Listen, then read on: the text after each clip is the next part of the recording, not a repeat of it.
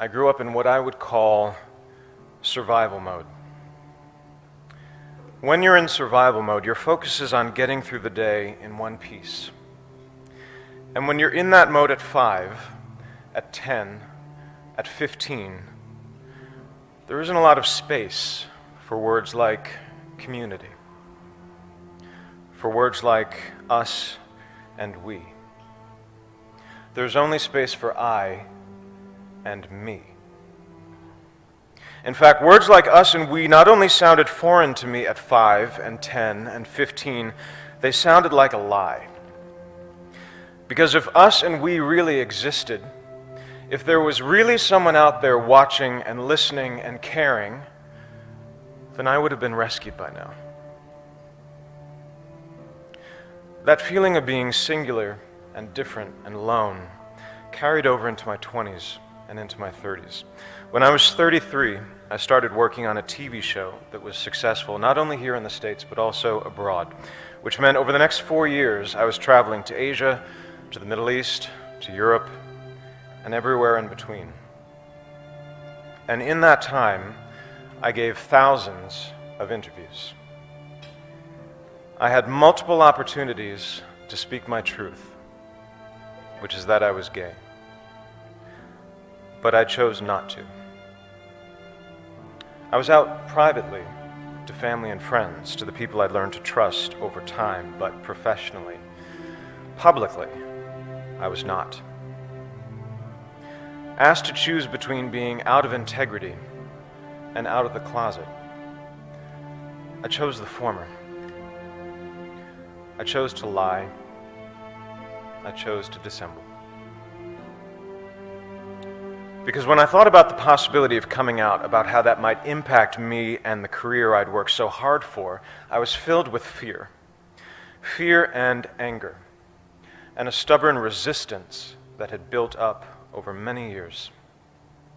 When I thought about that kid somewhere out there who might be inspired or moved by me taking a stand and speaking my truth, my mental response was consistently, no thank you.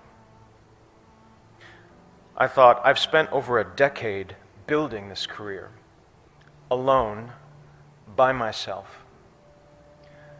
And from a certain point of view, it's all I have.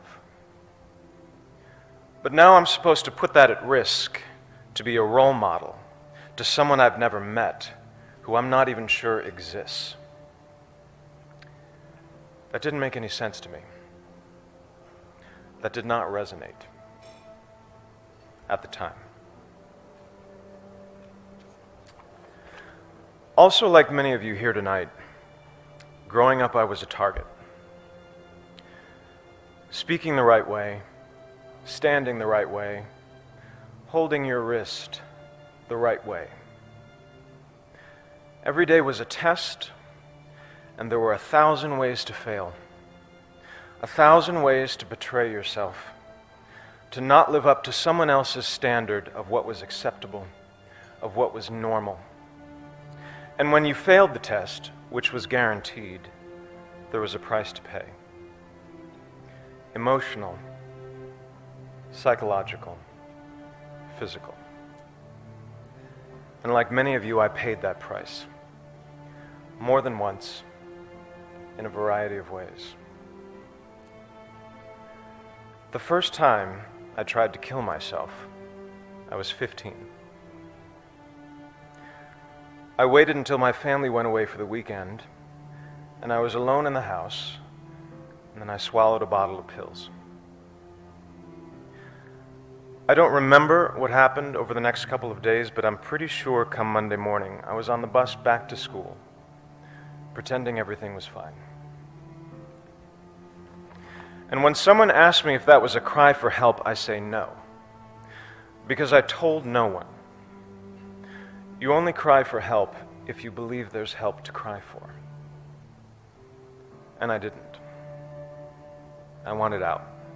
I wanted gone. At 15. I and me can be a lonely place, and it will only get you so far.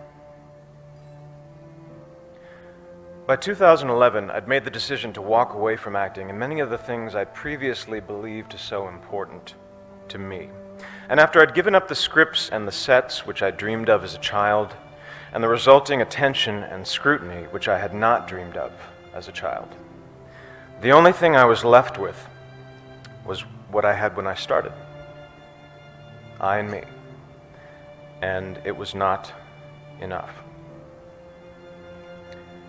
In 2012, I joined a men's group called the Mankind Project, which is a men's group for all men, and was introduced to the still foreign and still potentially threatening concepts of us and we, to the idea of brotherhood, sisterhood, and community.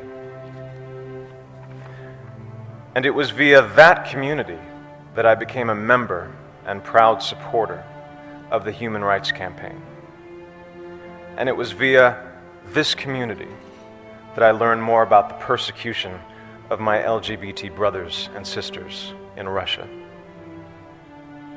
Several weeks ago, when I was drafting my letter to the St. Petersburg International Film Festival, declining their invitation to attend, a small, nagging voice in my head insisted that no one would notice, that no one was watching or listening or caring.